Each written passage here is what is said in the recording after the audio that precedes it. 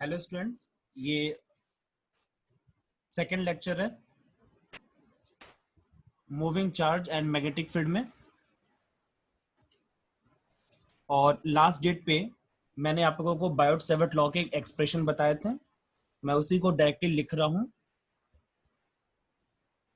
T B is equal to mu naught upon 4 पाई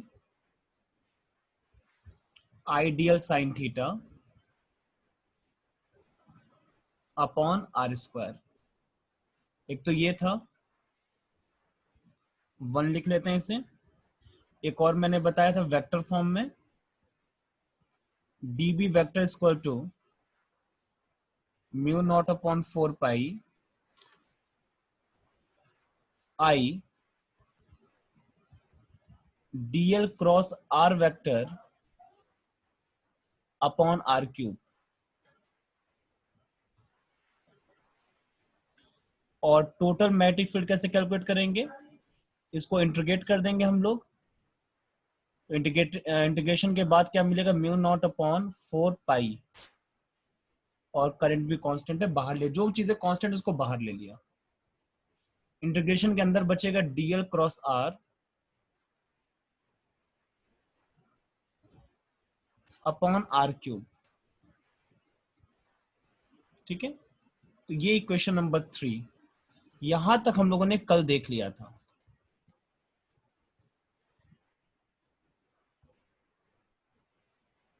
अब इसके आगे आज हम लोगों को देखना है। ठीक है, चलिए मैं नेक्स्ट पेज पे आ रहा हूं। यहाँ पे हेडिंग डालेंगे बायोट सेवर्ट लॉ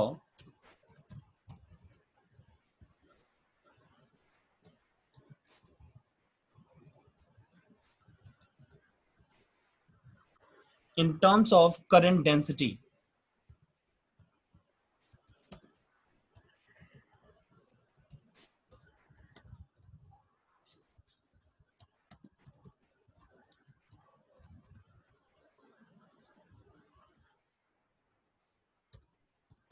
ठीक है, करंट डेंसिटी आपको मालूम है, जे वेक्टर बोलते हैं करंट डेंसिटी। फॉर्मूला हम लोग जानते हैं, आई अपॉन ए होता है। तो उसके टर्म में हम लोग बायोट सेवर्ट लॉ किस तरीके से कैलकुलेट करें, Biot Savart law in terms of current density.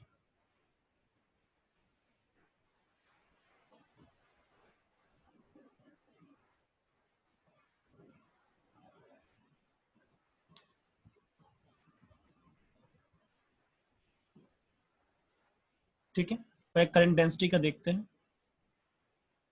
Current density J equal to क्या होता है,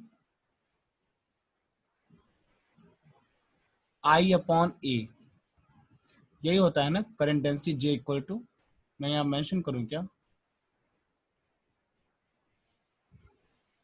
करंट डेंसिटी।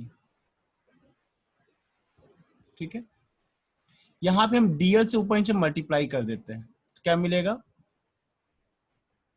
आई डीएल अपॉन ए डीएल। और ए डीएल को क्या बोलते हैं, एरिया इंटू लेंथ, ये वॉल्यूम कहलाता है। तो यहां हम लिख सकते हैं डीवी।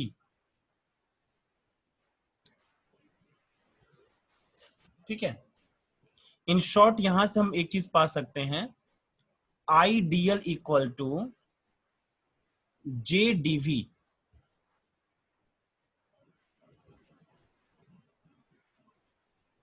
ठीक है, ये चीज हमें यहां से मिल सकता है,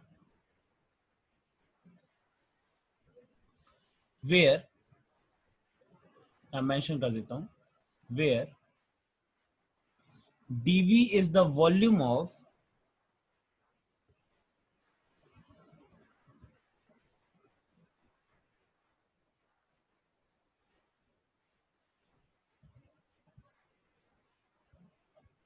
एलिमेंट।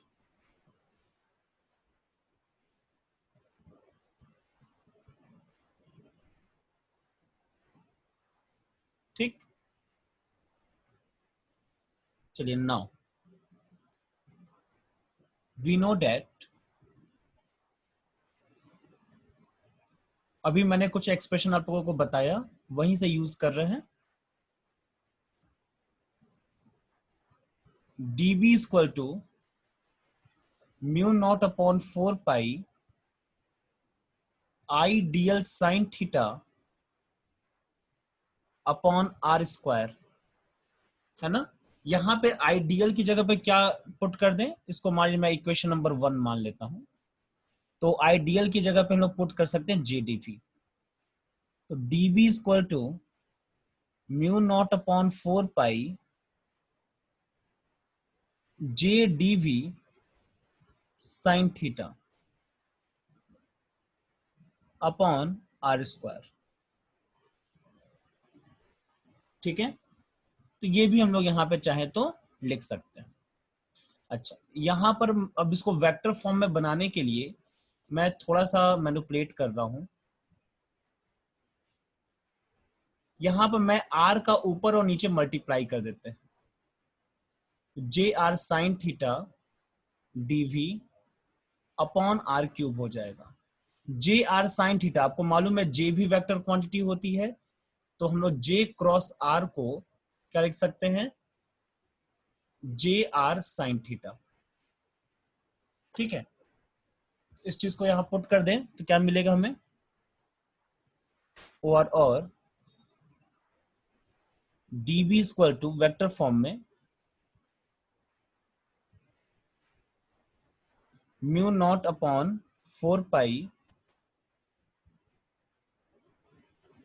जे क्रॉस आर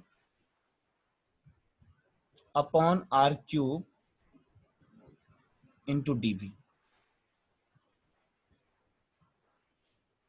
तो ये बायोट सेवर्ट का एक दूसरा फॉर्म है करंट डेंसिटी के टर्म में।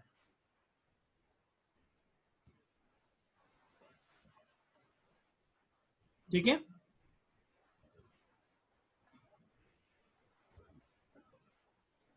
मैं फिर से बता दूं, म्यू नॉट अपॉन 4 पाई की वैल्यू कितनी होती है, 10⁻⁻7 वेबर पर मीटर पर एम्पियर। ठीक है, ये होती म्यू नॉट अपॉन 4 पाई की वैल्यू। तो ये भी एक आर्टिकल था जो भी खत्म हो गया। अब चलिए अब आगे बढ़ते हैं एक और इंपॉर्टेंट टॉपिक की तरफ, वो है रिलेशन बिटवीन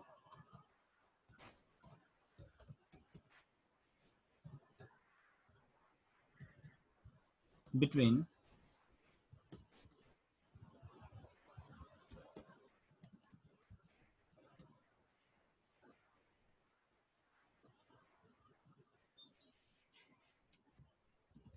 एंड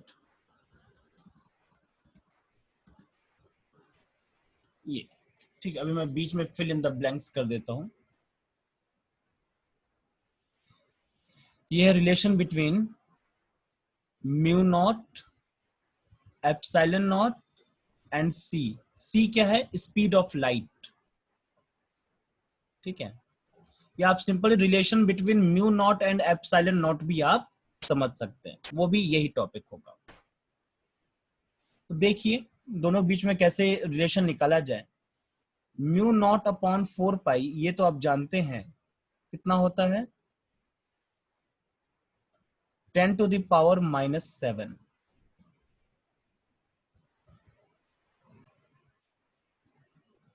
यूनिट सबकी ऐसा यूनिट है, तो मैं सिर्फ न्यूमेरिकल वैल्यू पे ध्यान दे रहा हूं। ठीक है, तो ये हो गया। यानी कि हम लिख सकते हैं म्यू नॉट इक्वल टू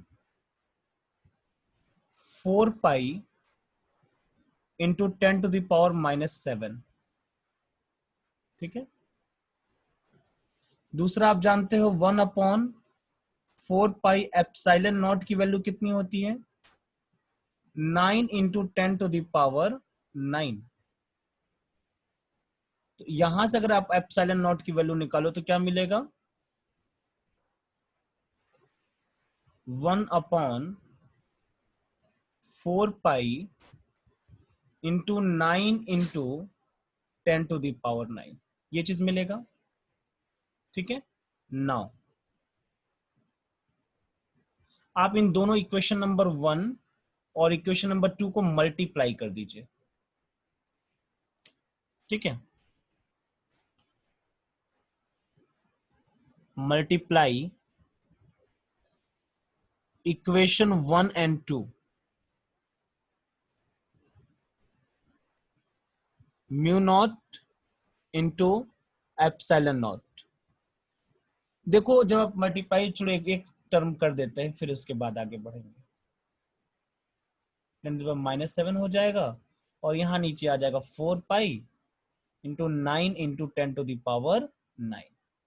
4 पाई से 4 पाई कैंसिल आउट हो जाएगा। ठीक है, और जो 10⁻⁻7 ऊपर है इसको नीचे ले आइए। जब नीचे ले आएंगे तो वो क्या हो जाएगा, 9 × 10⁻⁹, और ये +7 हो जाएगा ना जब नीचे आएगा, तो इक्वल टू 1/9 × 10⁻16 हो जाएगा टोटल। और mu naught into epsilon naught equal to, एक चीज आप जानते हैं कि सी को बोलते हैं स्पीड ऑफ लाइट, और इसकी वैल्यू होती है 3 × 10⁸। तो सी स्क्वायर की वैल्यू कितनी हो जाएगी, 9 × 10⁻16। ठीक है, तो इसकी जगह पर हम लोग क्या पुट कर सकते हैं, सी स्क्वायर। तो 1/c²। This implies that c² equal to, इसको मैंने रेसिप्रोकल कर दिया है, तो 1/μ0 ε0 हो जाएगा, या फिर स्क्वायर को इस साइड अगर आप भेज देंगे तो अंडर रूट लग जाएगा, μ0 ε0।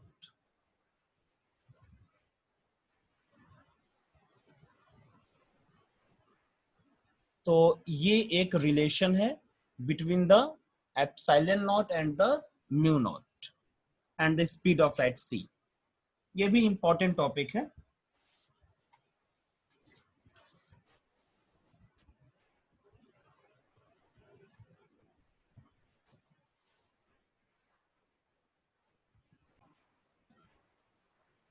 हमारा टॉपिक है इस time, rules to determine the direction of magnetic field. तो जो फर्स्ट रूल है वो है राइट हैंड पाम रूल।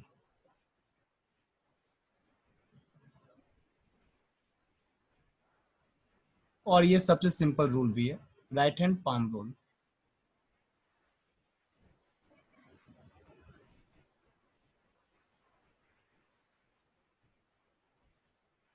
देखिए राइट हैंड पाम रूल क्या कहता है,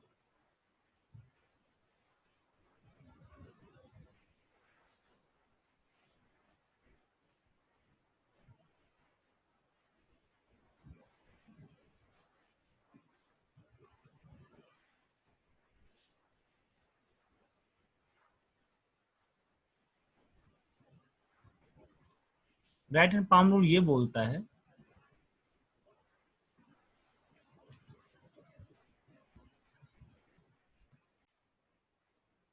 देखिए राइट हैंड पाम रूल क्या बोलता है, यहां पर हम एक कंडक्टर लेंगे,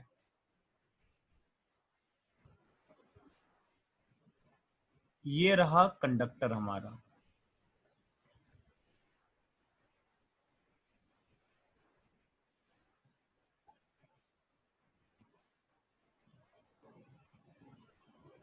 ये रहा कंडक्टर। ठीक, और इस कंडक्टर में आई करंट फ्लो कर रहा है, मैं ड्रॉ भी कर देता हूं आई करंट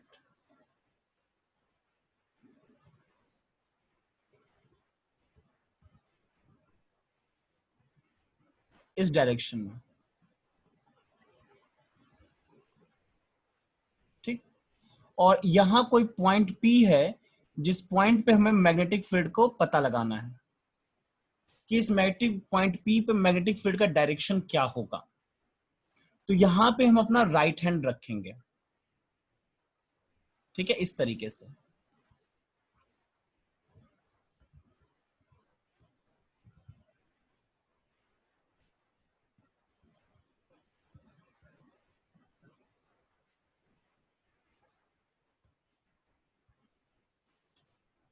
थोड़ा डायग्राम अच्छा नहीं, फिर से ड्रॉ कर।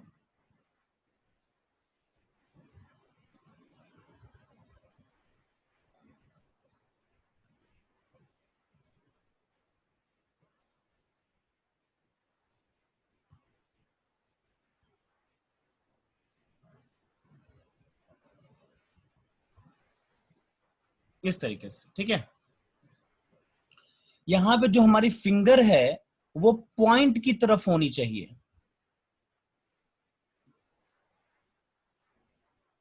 जो फिंगर है वो पॉइंट की तरफ, कि पॉइंट किस डायरेक्शन में है।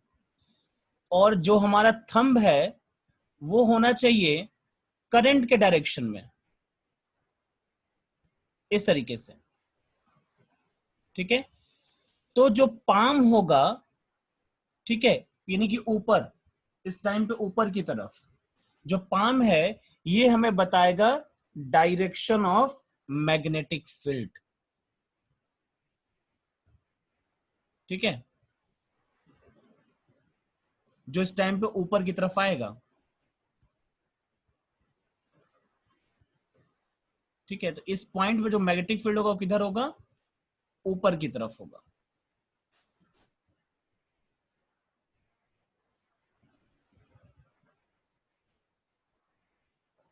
ठीक है, तो ये तरीका है पता लगाने का, राइट हैंड पाम रूल है ये, जहां पे फिंगर्स को हम रखेंगे पॉइंट की तरफ, अंगूठे को रखेंगे करंट के डायरेक्शन में, और जो पाम है, जो हथेली है हमारी, वो बताएगी मैग्नेटिक फील्ड का डायरेक्शन। सेकंड पॉइंट देखिए क्या है। सेकंड पॉइंट है हमारा राइट हैंड थंब रूल।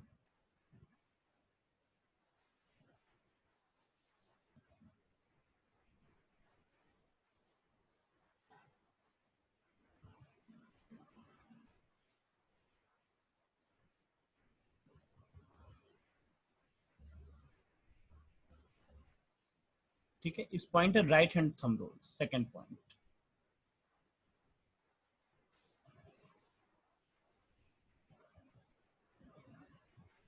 पहला वाला पाम रूल था। देखिए राइट हैंड थंब रूल क्या है।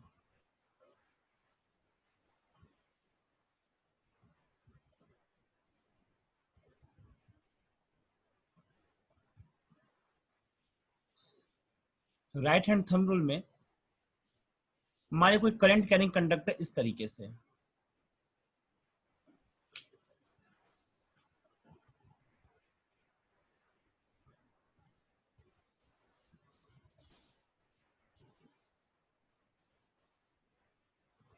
जो ये कार्डबोर्ड है, ठीक है, इस कार्डबोर्ड को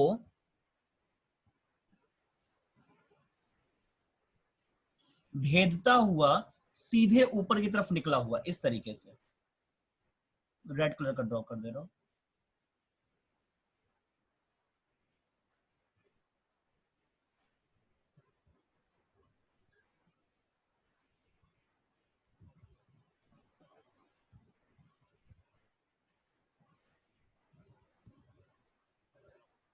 ठीक है, अब आप समझ पा रहे होंगे। कार्डबोर्ड जो है वो हॉरिजॉन्टल प्लेन में है, और जो ये वायर है ये वर्टिकल प्लेन में है,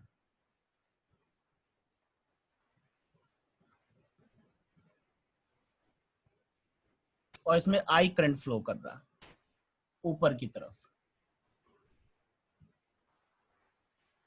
तो यहां से जो मैग्नेटिक फील्ड बनेगा वो आपको मालूम है कि सर्कुलर मैग्नेटिक फील्ड बनता है।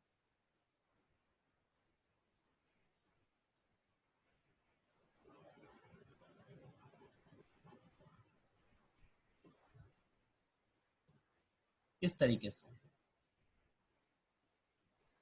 और हम लोगों को इसका डायरेक्शन भी तो जानना है ना, डायरेक्शन क्या होगा। तो मान लीजिए कि आप जो है इस पॉइंट पे डायरेक्शन जानना चाहते हैं, कि इस पॉइंट पे डायरेक्शन क्या होगा।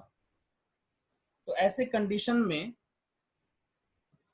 हम लोग यूज करेंगे राइट हैंड थंब रूल।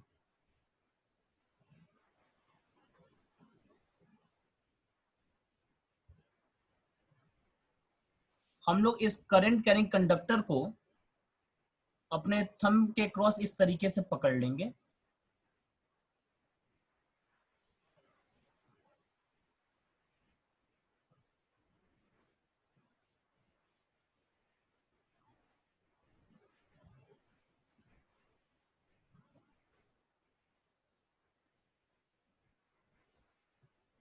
इस तरीके से जो हमारा अंगूठा है वो करंट के डायरेक्शन में होना चाहिए। ठीक है, जो हमारा थंब है वो करंट के डायरेक्शन में होना चाहिए। और जो हमारी फिंगर्स जो कर्ल हुई हैं, जो घूमी हुई फिंगर्स हैं, ये हम लोगों को मैग्नेटिक फील्ड का डायरेक्शन बताएंगी। जैसे अगर आप देखें तो इस कर्ल फिंगर्स को देखें, जब आप यहां पकड़ेंगे तो यहां पे ये जो कर्ल फिंगर है यहां से बाहर की तरफ आएगी इस तरीके से।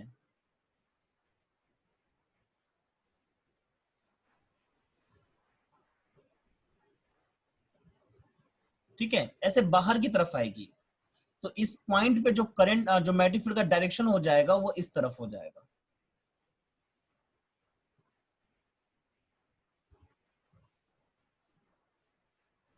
इस तरीके से। और इस पॉइंट पे अगर आप सपोज करें क्यू पॉइंट पे, तो आपकी फिंगर्स अंदर की तरफ जा रही हैं, तो यहां पे मैग्नेटिक फील्ड का डायरेक्शन इस तरीके से हो जाएगा। ठीक है,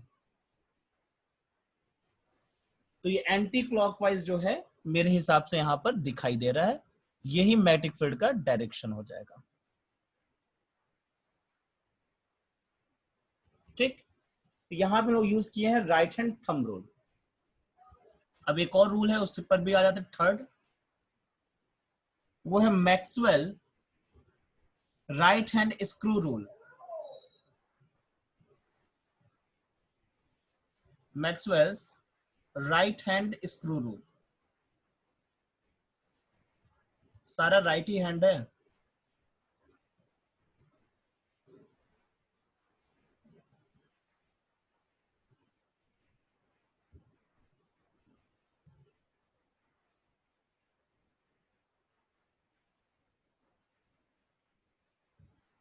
ठीक है, देखिए राइट हैंड स्क्रू रूल क्या कहता है।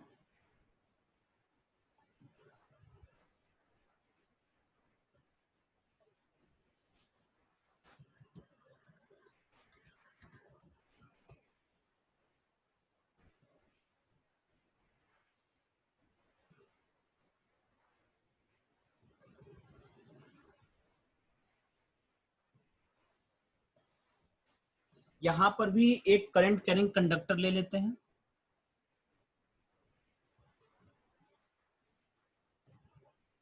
ये है करंट कैरिंग कंडक्टर। ये एक्चुअली थोड़ा सा मिलता जुलता है, ये राइट हैंड थंब रूल से ही मिलता जुलता है। ठीक है,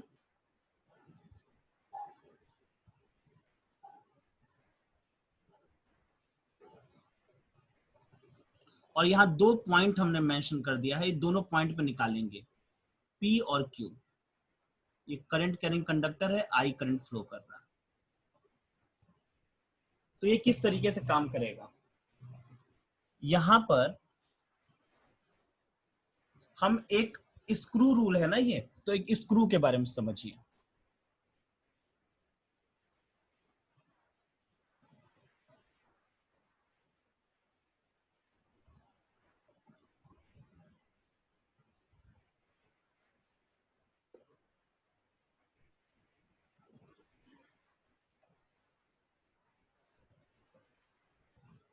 ठीक है, मैं स्क्रू बनाने की कोशिश कर रहा हूं।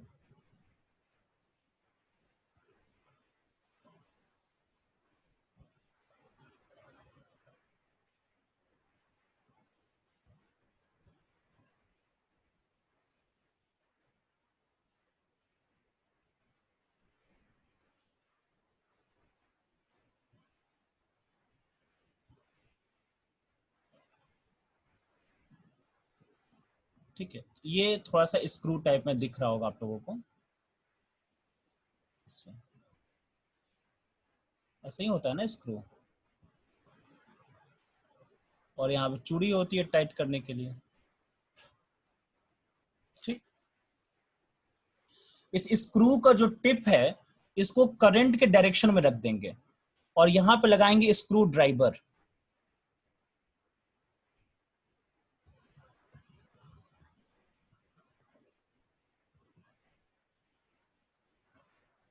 ये है हमारा स्क्रू ड्राइवर।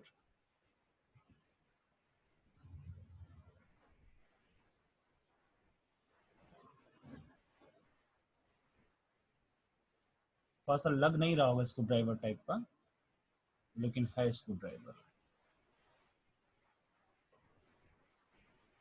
ठीक है, अब क्या पता थोड़ा बहुत लग रहा हो।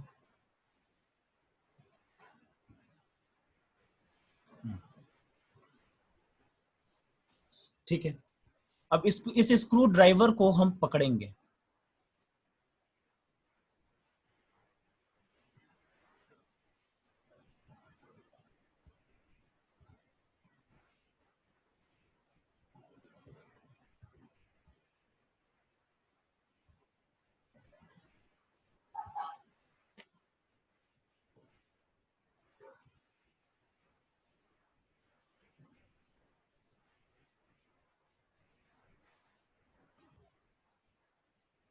ठीक है, इस तरीके से।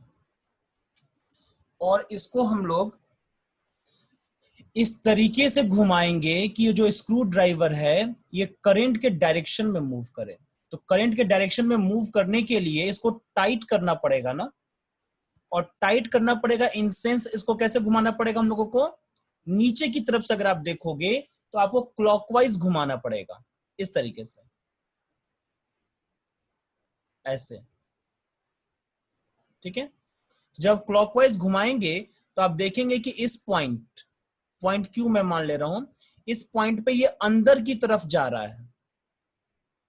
तो यहां मैंने क्रॉस बनाया, क्रॉस मतलब डाउनवर्ड। और इस पॉइंट पे देखेंगे ये बाहर की तरफ आ रहा है। तो ये पॉइंट को मैं पी लिख देता हूं, यहां डॉट बनाएंगे, डॉट का मतलब अपवर्ड होता है। ठीक है, तो यानी कि इसी तरीके से यहां पॉइंट क्यू पे डायरेक्शन कैसा होगा, डाउनवर्ड, और पॉइंट पी पे डायरेक्शन कैसा होगा, अपवर्ड।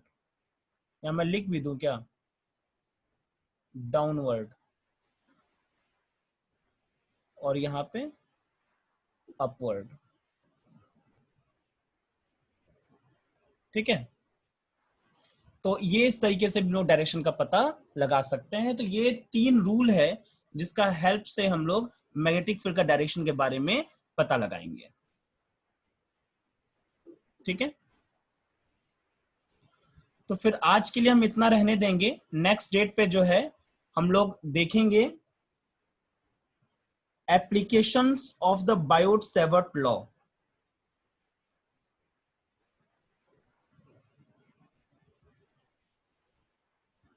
ठीक है, so thank you very much, see you on the next turn, tata bye bye. किसी कुछ पूछना हो, पूछना है क्या किसी कुछ भी?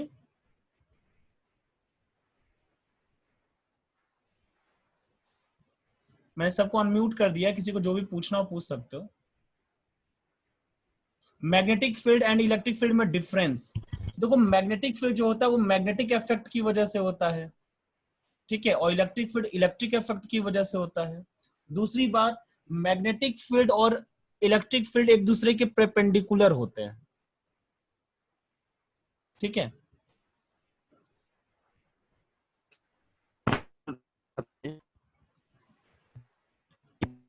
अच्छा